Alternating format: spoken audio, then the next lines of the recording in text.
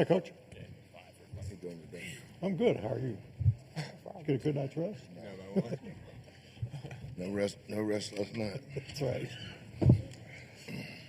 Okay, we have been joined by the University of Houston, and Coach Sampson will ask you to make some opening remarks, and then we'll go to questions for anybody up here on the dais. So, Coach? Yeah, just proud of our kids on how they hung in there last night. Whoever you play this time of year, as you advance, you're always going to see a good team. Gonzaga was really, really good last week.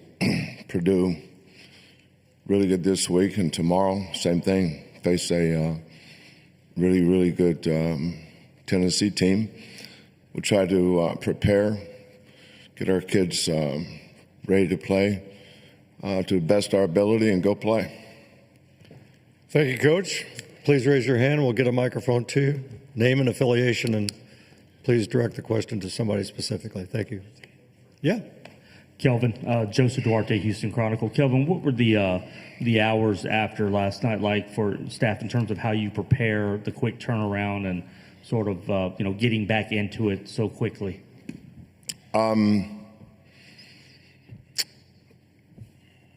I didn't prepare last night.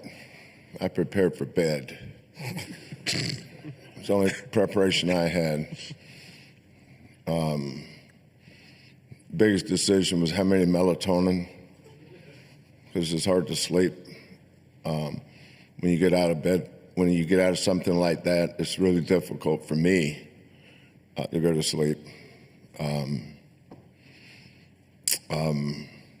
was up early this morning with Kellen. Casey had the Purdue scout. Kellen has the Tennessee scout. So I met him early this morning, and he had clipped a bunch of edits for me to look at. And then the whole staff, I think we were in there by 8. Kellen and I was in there 7-something. And then we prepped until the players came in. I don't remember what time that was, but you got a one-day turnaround. You got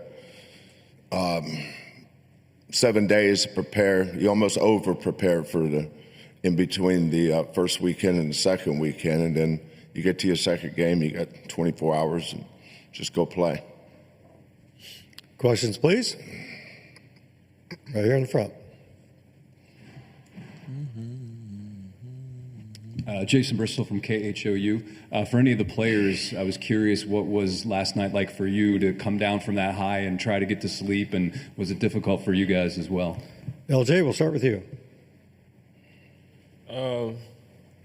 It wasn't too difficult for me. I was tired. It was late, so I got back to the room, went to sleep, and I'm on to Tennessee.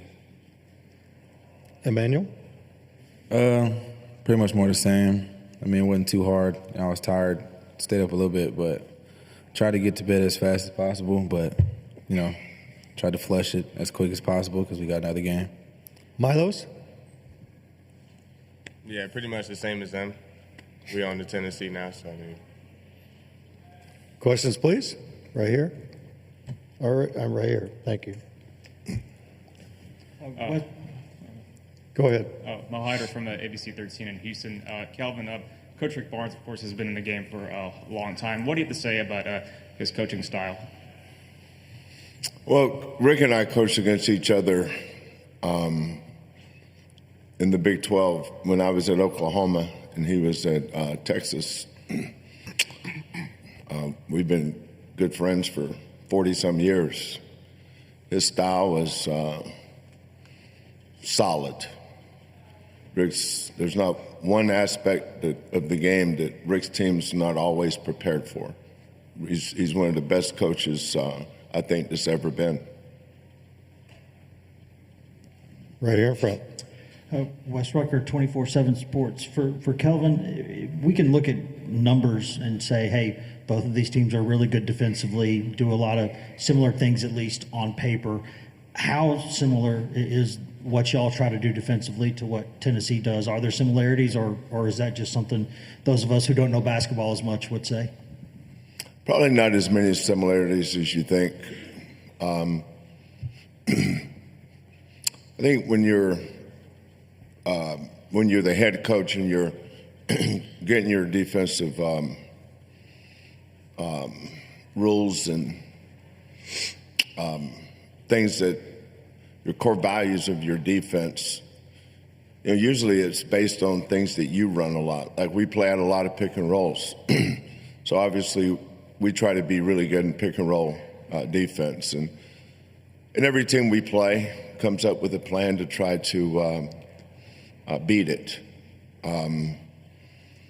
Rick's team, we just played Ryan Nemhart from Gonzaga, Braden Smith from Purdue, and now it's Kai Ziegler from Tennessee, three of the best point guards in the country that we can play against. And they all three have different styles that force you to have to play different defensively. I think the best defenses can adjust to how the other team tries to beat you. What is it? What is their fastball? What is it? Where do they go to try to beat you? Like last night it was Kaufman, Wren, and Braden Smith. We gave up some baskets, but at the end of the day they scored 60 points, and we needed to score 61 to win. So against Tennessee, Ziegler presents a different kind of problem because he uses ball screens probably less than the other two, but he impacts the game probably more dynamically with his athleticism and his speed and the different ways that he can get a basket. He can get a rebound and go get a layup. He can get a steal, go get a layup. He can use the ball screen, curl it, force the big to help, and throw it behind for a dunk or throw it over for a dunk. And I remember when he was a freshman, he's, I don't know him, but I'm proud of him because of how far he's come from his freshman year. He's smart, he's a veteran, he's tough, he's a winner. He's everything you want your point guard to be. We just lost one last year that reminds me of him, and we have one this year that's on his way to being that guy too. Right here in front, Zach. Kelvin, Zach Osterman, Indianapolis Star. I want to ask about Milo's, I'm sure you've been asked this in different ways, but when you rewind to going through the process of recruiting him out of the portal, what were the things you identified in him as a player that made you want to recruit him, made you want to bring him in, and how have you seen him develop with the way you challenge him in his role specifically since he's gotten to Houston? Well, our program is different than a lot of programs in that we only brought one kid in the portal. Most programs that live in the portal, it's hard to get off of that portal cycle because how do you? Our kids come back. In the last 10 years, we've only had 3 kids transfer that was in our top 10 players. And that speaks volumes to our program, not our teams, but our program. So when you're only bringing in one kid, and he's very specific to a certain position, it's easier to do all your vetting. One of the reasons why our kids don't transfer is how high character they are. We don't have any issues on our team. We have no problems. A discipline problem on our team would be what? One cell phone going off in film this morning? Oh, yeah. He thought he think I didn't hear that, huh? That's about it. Last 3 or 4 years, I don't know if we've had anything other than that. But that speaks to you. If you've got a program that's sustainable over an 8-year period like we've been, it starts with the character of your players and kind of kids you want. Milos' father was his high school coach. And talking with his dad, I could tell they were looking for something very specific. And we felt like we could help him, but we also felt like he could help us.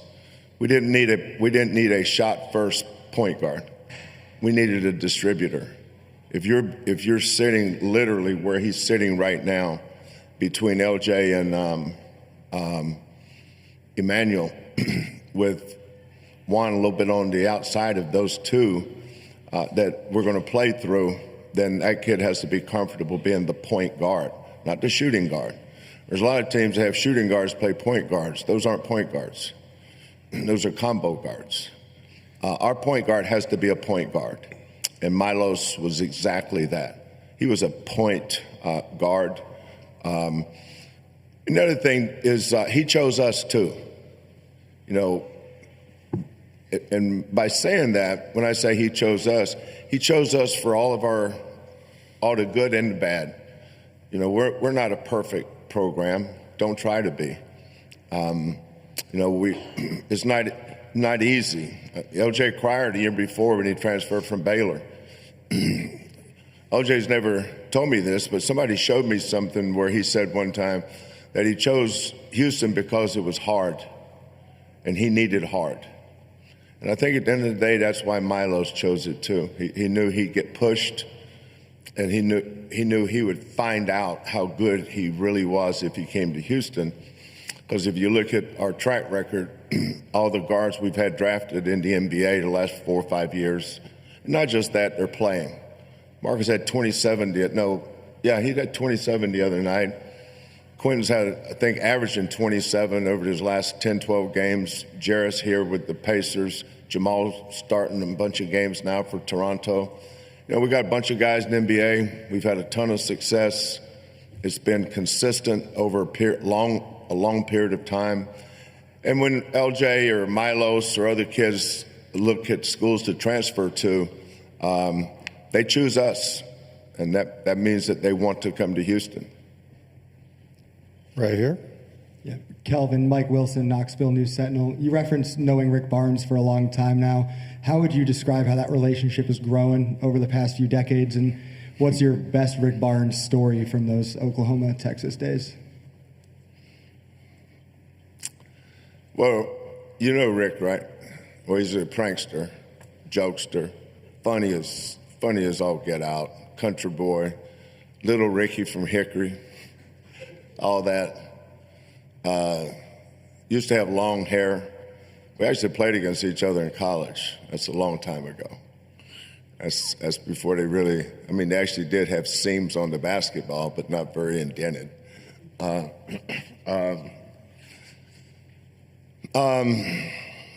Rick is, his faith is really important to him. He and his wife Candy are two of my favorite people in the world. Sometimes Rick will call me at night and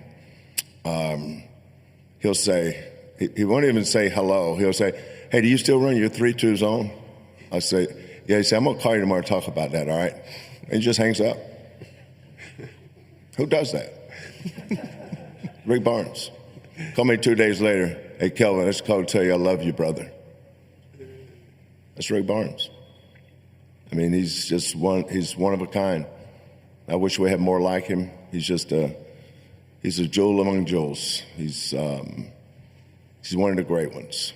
I've spent a lot of time with that guy, different places, on the road, recruiting. If we don't win it, I hope he does. That's how much I respect him. Questions, please. And just a reminder, we got about 7 or 8 more minutes for the student athletes right here. Kelvin, if I could follow up on that, given the how far that friendship goes back, is it also a little rare that when, depending on what side of the Red River you're on, Texas, OU, Texas, that you can have 2 coaches that even when you were coaching against each other, y'all had that relationship? Because I don't think it usually works like that, right? Or is that more fan bases? Yeah, it's more fan bases. I actually got along with Tom Penders too. I always liked Tom Penders. He was a good guy. He and his wife Susie, were always good to Karen and I. Rick is. We used to go on those Nike trips. There's always 4 guys always hung out together. It was me and Rick, Gary Williams, and Tubby. We'd play golf every day, go to dinner at night together with our wives, just hang out. And Rick was always the funniest one. You know, his sense of humor.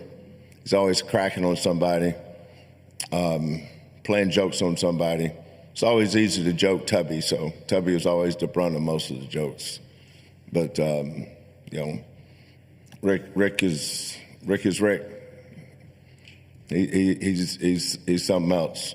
We used to have this. I think I went to 12 straight OU Texas football games. There was Saturday afternoon at the Cotton Bowl with the Texas State Fair. I went there 12 straight years. It's about a 3.5-hour drive from Norman to the Cotton Bowl. But on Thursdays, they have this big fundraiser for the two golf programs, University of Oklahoma and University of Texas. And they have the basketball coaches of the two schools come out there on a Thursday morning. And basketball coach from Oklahoma is the captain of the OU contingent. It's about 100 players, all paid a bunch of money. It's a fundraiser for the golf programs. And then the Texas coach would come and be the coach of the but here's the most nerve-wracking thing about it is they would take you to a par 5, and they would tell you you didn't get a warm-up shot. You just had to hit a shot. And wherever the ball landed, they took this big old round stop, and they just stick it in the ground and either have a UT logo or an OU logo. So when the groups came through that par 5, wherever your ball stopped or landed or rolled to is where each group had to play from. So there's a bunch of trees over there to the right by the water. Rick's ball didn't quite make it to the water, but it did make it to the trees. And it was such a bad shot, you couldn't even see the damn sign. As you could kind of look through the trees over there, and there's something white. And so whoever was running the tournament, when that group would come up, so you guys have got to go over there and hit. Where? Over there in the middle of them trees.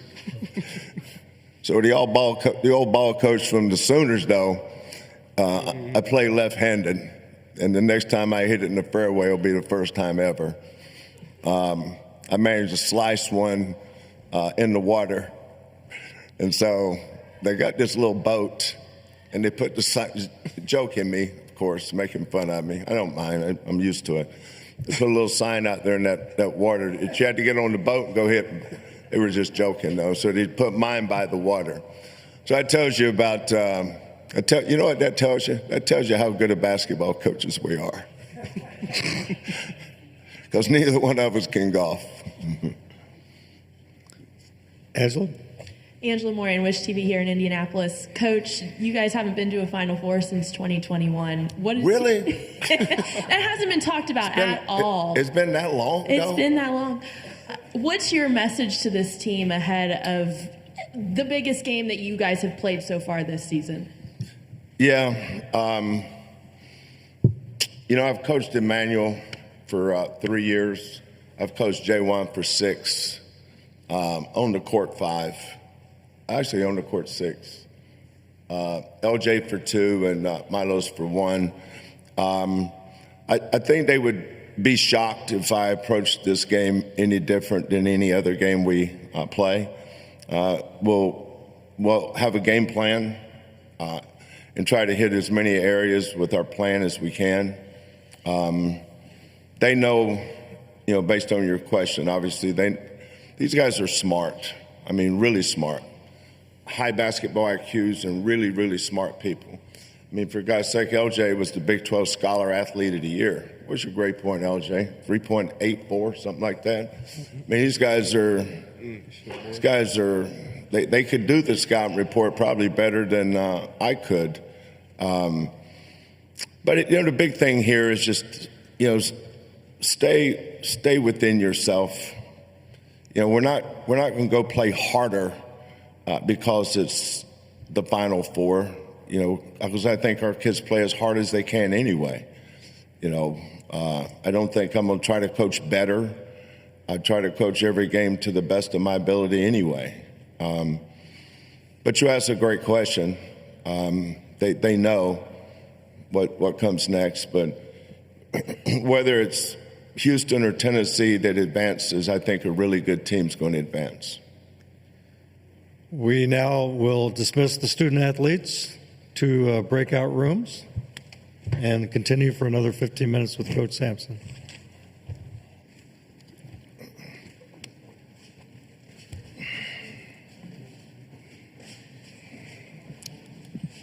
And once we get settled right here.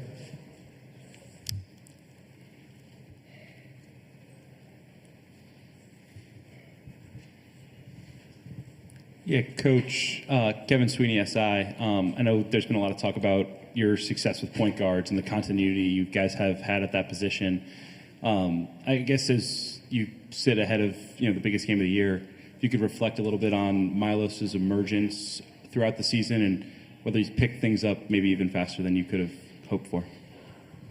Well, I think it was slow going there for a while because he broke his nose and had surgery right before we went to. We played Auburn. We played Auburn so early. We played them on November 9th. I think the first day you could play a game was that Monday. What was that? The 4th? 4th, 5th, 6th, 7th, yeah. So the first day was he broke his nose toward late October. And he had surgery. I mean, it's not like they moved it over. I mean, he was out for 21 days from practicing. Now he got to the point where he could shoot free throws, and Coach Quantas would do some one-on-0 stuff with him, shooting, stuff like that. But it took him a while. And it took him a while once he got back, I think, to not be gun shy. Because that's a tough deal. But he wasn't ready when we went to Vegas. I think we're a lot like him. We played pretty good. I mean, we had the ball with a chance to beat. We had a chance to beat Auburn. We had a chance. We called timeout like we did last night to win the game against Alabama.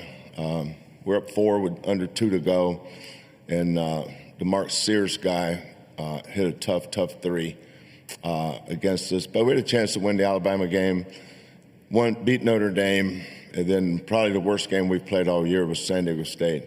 And they played good. So we're 4-3. I don't think Milo's had an identity yet. And if point guard doesn't have an identity, your team doesn't. One thing I noticed about him is he didn't foul very much. We foul. I wish we didn't as much as we did, but we do. And so I got on him about fouling. I said, son, why don't you just try fouling somebody? So I had Malik Wilson, old Malik, out there playing point guard one day, and I said, every time Malik puts the ball in his left hand, I want you to try to steal it. Now, if you happen to run into him, that'd be all right. Malik can handle it. But I was just looking for ways to get him more aggressive because that was not his nature. But I think that's part of why his father wanted him to come to Houston. He needed that. He wanted that. But, as a coach, you have to have the ability to push kids to places that they would not push themselves. And I think that's why a lot of these kids choose Houston. I know it's why LJ did. And Milos is looking at the end result. I think has helped him too. But the thing that Milos had that I had nothing to do with is his talent. He's a talented kid. But there's a big difference in playing hard versus competing. I think he knew how to play hard. I don't think he had any idea how to compete. And that's a threshold that you all have to get. They all have to get over is understanding the importance of competing. And some guys learn it quicker than others. I was looking at the Braden Smith kid last night. It's the first time I'd ever seen him in person. And the thing that jumped out to me is what makes him so good. You look at his size, not very big, right? But he knows how to compete. He changes the game with his competitiveness. He's not only Purdue's best player, he's their identity. But Milos was a long way from being any of that for us for a while. But once he crossed over, and he had some big games. At Kansas, that was a miracle we won that game. Should have never won that game, but we did. But Milos had 17 points, 9 rebounds, 9 assists. You know, at Texas Tech, he had a big shot in an unbelievably hostile environment on the road. He had a big shot to give us some separation to win that game. But his confidence grew and grew and grew. But I give all the credit for that to his teammates. You know, I think these 3 guys sitting up here probably had more to do with his development than I did, because they gave him permission to be their point guard, and then they would push him to do more, to be better, to be vocal, to be the leader, to be the point guard. They wanted him to be their point guard, and that's what he needed. We're going to go right here first. Jason Bristol, KHOU. Kelvin, do you have any new information on Malik and how he's feeling that you can share with us? Just that he's not practicing today. He's back at the hotel. Other than that, I think they're just observing him. Right back here. Right here. Hey, Coach. Vince Ferrara over here. Vince Ferrara, 99.1, the sports animal in Knoxville. Can you speak to Chaz Lanier, Tennessee's leading scorer? He has 66 points in the NCAA tournament. Just what you see in him. Yeah. Rick's got he's got the golden touch with those one-year transfers, doesn't he? Is Chaz, will he be back next year? So he's a one-year deal? Last year it was Dallas Connect, and now it's Chaz Lanier. To make 121 threes, knowing that you're the best three-point shooter on the floor and that people are going to try to limit you, and he still made 121 threes, that means he's made a lot of tough ones. But he picked the right program for him. That's one of the things that I wish that every kid could choose the school for the right reasons. Chaz Lanier chose the right head coach and the right program for him, and he's benefiting from it, and may benefit, change his whole life because of what he's done. It's probably going to get him drafted and hopefully have a pro career because he chose the right coach and the right program for him. But he's tough. He makes tough twos. He makes tough threes. He stretches you. He does a great job of ducking in and out of those screens. You know, if you try to shoot the gap, he fades. If you chase him over, he gets in the paint, and he's 6'5", and he can shoot over you. He's a tough matchup. Over here, Coach. Hey, Coach. Trey Wallace with Outkick and Fox. I apologize if you've talked about this in previous interviews during the season, but when you look at college basketball as a whole right now, in your opinion, are we progressing in the right way when it comes to NIL and the transfer portal and everything that's upcoming during the summer? Or do we feel like we're still years away from figuring this thing out that started 4.5, 5 years ago? You know, when Tony, who's a good friend of mine, retired, Jay Wright, I remember we played Villanova the year that Jay retired. I remember Jay talking to me about some things. Tony's caught me off guard. I didn't know about that one. But Tony and I both coached at Washington State, and if you both coach at Washington State, you have a lifelong bond. And he's somebody I respect a lot. You know, college basketball is so good to so many people. Look at all of you out here that have jobs because of college basketball and how it's grown. It's grown into this phenomenon that is so big we couldn't keep up with it. We can't keep up with the governance of it. College basketball is smarter than anybody in the room without trying to be. It grew too fast. It grew to the point where we didn't know what to do with it. Look at what was behind NIL in the summer of 22. How did that even start? And think of all the coaches that didn't think it was, think of all the ADs, forget coaches, think of all the ADs out there that said, it's not going to last. It'll go away. It's a 1 year, 2 year deal, it'll go away. And therein lies how smart college basketball is, smarter than all of us. It's forced us all to take an inventory of what's really important. And it forces you to do that. It used to be in the summers, but you have to do it every week now. You have to take inventory of your program, of your roster, of your staff, of your athletic department, of your sport administrators, of your president. It's smarter than all of us. It's put us on our knees. It's forced us to have to react to things we never thought we'd have to. You know, if you're in control of something, you're usually proactive with it. You can think ahead. Not college basketball. You can't be proactive. There's no guardrails. You know, so we're just trying to make up things as we go. And there's so much that's going on that is difficult to stay in touch. You know, because of NIL, they thought, you know, you go to the Final Fours and you see, you know, whether it's no matter what school it is, you see that school's jerseys being sold at the concession stand or at the team store, at the whatever you call it, wherever they sell all those that merchandise. You see everybody buying a Duke jersey with Grant Hill's name on it, and you think, God, wouldn't it be nice if Grant Hill could, you know, get 10% of all his jersey sales? Okay, it's 2025. Grant Hill owns all that jersey. He owns a company. That's one of his deals. You should see the other stuff he's got. And we're coaching him. Smarter than all of us. There's nobody that is smarter than college basketball. I can't speak to other sports because I'm ignorant when it comes to them.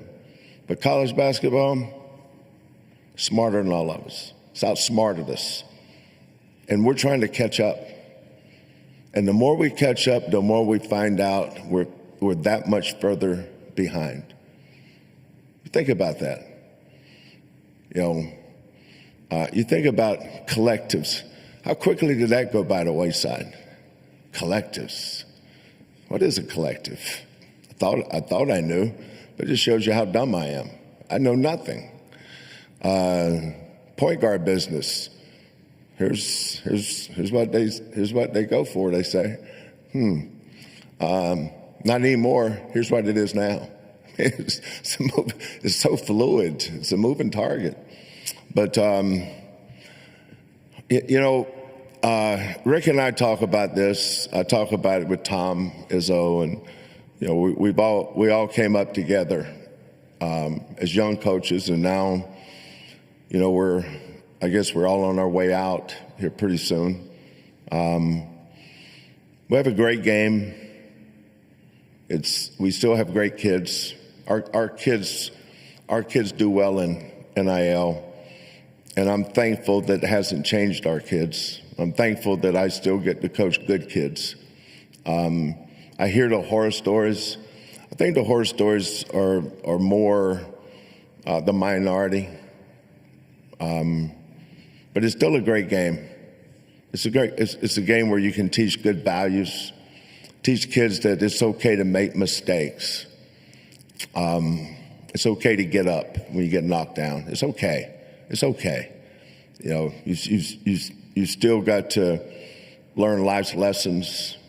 While everything is growing exponentially in areas that I had no idea even existed, it's still a great game. And tomorrow's going to be a great game between two very proud programs in Tennessee and Houston. And I hope just for 2 hours people realize it's still a great game. We have time for one more right there. Kelvin, Nick Schultz with On 3. Kind of along those same lines. Have you had to balance any conversations or preparations for the upcoming House settlement with the hearing coming up, with your getting ready for the tournament, with the game coming up this week, so on and so forth? Well, not this week, but we've all had to have those conversations. The real conversations had to the athletic directors and the presidents. That's where the conversation started. It's like University of Houston. Right now, probably the best thing that's going for the University of Houston right now is our basketball program, because we're on the front news, we're on the front page. I guess there's not pages anymore. We're on the front screen. What do you call it? I'm a little old, so. But shortly after the conversation between the ADs and the presidents, the football coach and basketball coach are right behind him. And, what are we doing here? How are we going to handle this number? What's the disbursement like? What percentages are we looking at? Because we have to know, because we have to recruit a roster. And that's this year. Here's the number for this year. I think it's $20,500,000, something like that. Well, that's this year. This game's going to tell us. It's going to tell us what they're going to do. Here's your number next year. That didn't come from a president or an athletic director or a coach. It came from the game. The game will tell you what we're going to do, and all we're doing is reacting to it. We used to be in control of this game. No. Nobody controls college basketball. We just sit and figure out what to do next. So right now, here's what we're dealing with. Next year, who knows where it's going to take us? So you never know. Thanks, Coach. See you tomorrow. Okay.